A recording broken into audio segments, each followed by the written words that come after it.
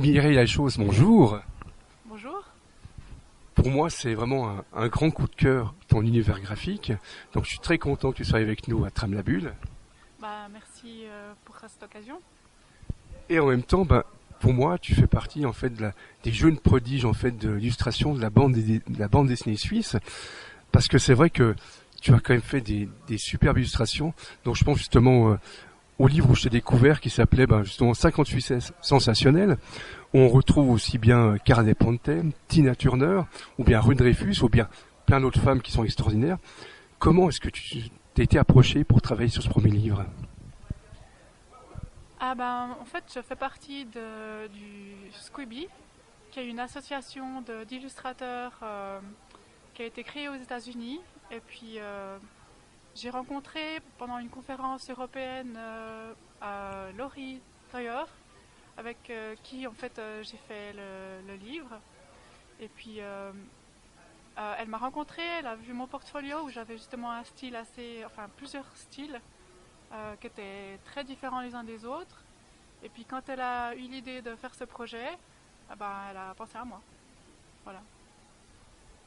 Et en même temps, cette année, il y a un autre fabuleux livre, parce qu'en fait, tu as fait la suite, ça veut dire 50 personnalités sensationnelles qui sont venues vivre en Suisse. Donc justement, on pense aussi bien à Otto Frank, donc le papa de Anne Frank, aussi bien Audrey Hepburn, et aussi bien Charlie Chaplin, tous ces gens-là. Est-ce que c'était dur de retravailler en fait des portraits? Parce que, comme tu disais, c'est génial, c'est que tu as plusieurs styles. C'est-à-dire quand on ouvre le livre, on a l'impression qu'il y a plusieurs dessinatrices, et c'est toi, donc c'est magique d'avoir tous ces styles différents. Alors ouais, c'est vraiment un exercice qui est pas toujours facile d'essayer de trouver un style qui est adapté à chaque personne, qui est suffisamment différent des 5 autres qu'il y a dans le livre. Ça demande pas mal de recherches pour essayer justement de se diversifier puis pas d'être toujours dans sa zone de confort. Et en même temps, on peut dire que tu es une touche à tout, parce que j'ai découvert ici à Tram-la-Bulle, en fait, que tu es la dessinatrice de Kira et Kuki, si je ne me trompe pas.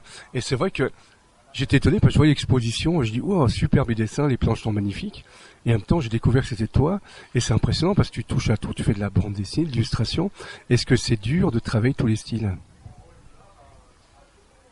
Euh, En fait, ouais, c'est juste que c'est une habitude que j'ai prise où en fait, je crois que j'aime beaucoup, beaucoup de choses très différentes les unes des autres. Et puis pendant longtemps, j'ai essayé de rechercher ma propre patte graphique. Donc j'ai en fait énormément d'essais de choses très différentes. Et puis ce qui m'a amené juste à développer plein de styles différents plutôt que mon propre style en fait. Et ce qui est génial justement dans cette bande dessinée, donc c'est Kira, en même temps c'est une jeune héroïne qui voyage à travers le temps, et en même temps, grâce à ta bande dessinée, ça veut dire que tu mets en fait les femmes à l'honneur, parce qu'en fait, avec ce voyage dans le temps, on va rencontrer dans plein de siècles, chaque femme qui sont extraordinaires, qui ont fait en fait voyager notre monde, et en même temps, Kira, en fait, c'est sa maman qui a créé en fait cette machine à remonter dans le temps. Comment est-ce que tu as travaillé sur la trame? Toi, tu te sens plutôt Kira, en fait, la jeune fille qui voyage à travers le temps, mais tu te sens plutôt comme la maman. Alors je pense que je suis complètement comme la maman parce que le problème de la maman c'est qu'elle s'est laissée complètement déborder par son travail et par sa passion et puis qu'elle s'est perdue dans le temps et puis elle laisse Kira toute seule devoir se débrouiller à essayer de la retrouver, de se débrouiller pour à fouiller dans son laboratoire pour trouver, enquêter où elle a disparu. Et pour moi, c'est une superbe trame d'histoire, parce qu'en même temps, il y a plein d'histoires à travers tes bandes dessinées. Est-ce que tu es en train de travailler déjà sur la suite, justement, de Kira? Alors oui, et puis les 2 premiers épisodes sont déjà sortis en fait, puisqu'ils sont diffusés tous les 2 mois avec le magazine Kaleo. Donc j'ai déjà la trame de tout le tome 2 qui est définie et puis je travaille sur les épisodes maintenant. Et moi, une question assez simple, c'est-à-dire, est-ce que c'est plus facile de travailler pour la jeunesse ou bien pour les adultes?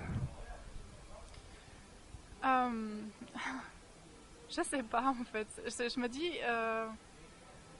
il y a peut-être moins de sévérité critique. des collègues quand on travaille pour la jeunesse, je sais pas. Je sais pas si c'est plus difficile ou plus facile. J'aime bien justement les aventures comme ce qu'il y a dans les dessins animés actuels, comme par exemple Amphibia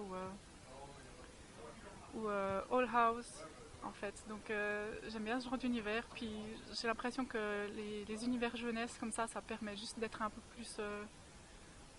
plus créatif aussi, en fait. Et pour moi, une des superbes bandes dessinées que tu as fait, c'est Bleu de Gênes. Où c'est vraiment un roman graphique qui m'a beaucoup touché parce qu'on a double lecture. Et c'est vrai que c'est impressionnant, c'est rare d'avoir ça en bande dessinée. Ça veut dire qu'on peut aussi bien se promener à travers les textes que tu as écrits, aussi bien de Topfer, de Dickens, de Flaubert, aussi bien par rapport à ton histoire, justement, qui est cet homme qui se promène dans la ville de Gênes. Et je vais pas raconter la fin de l'aventure, mais c'est vrai que c'est impressionnant parce que quand tu voyages à Gênes et tu vois on a l'impression que tu as vraiment vécu Gênes. C'est vrai que en même temps, tu as fait une BD tout en bleu. Et c'est vrai que moi, c'était une belle claque graphique. C'est vrai que pour moi, c'était un grand coup de cœur. En fait, comment est-ce que tu as travaillé? Toi, tu as été te promener à Gênes. Comment ça t'a fait pour cette bande dessinée?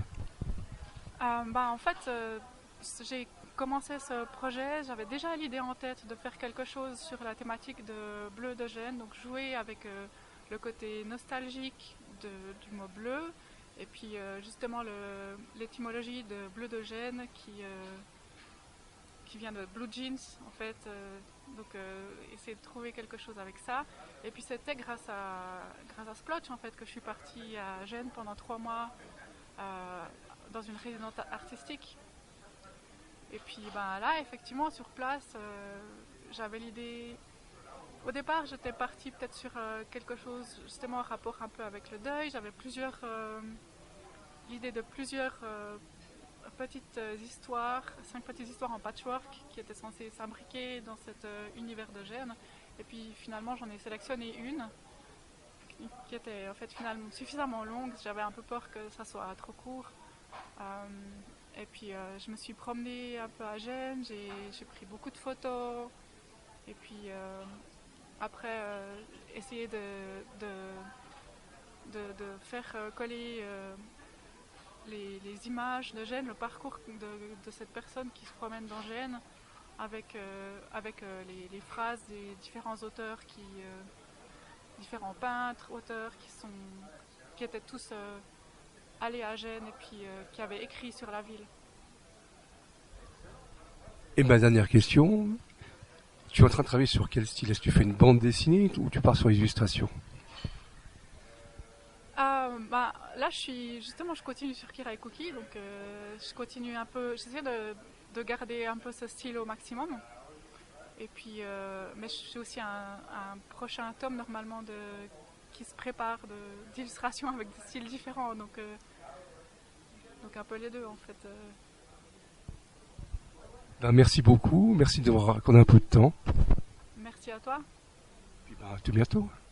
Merci.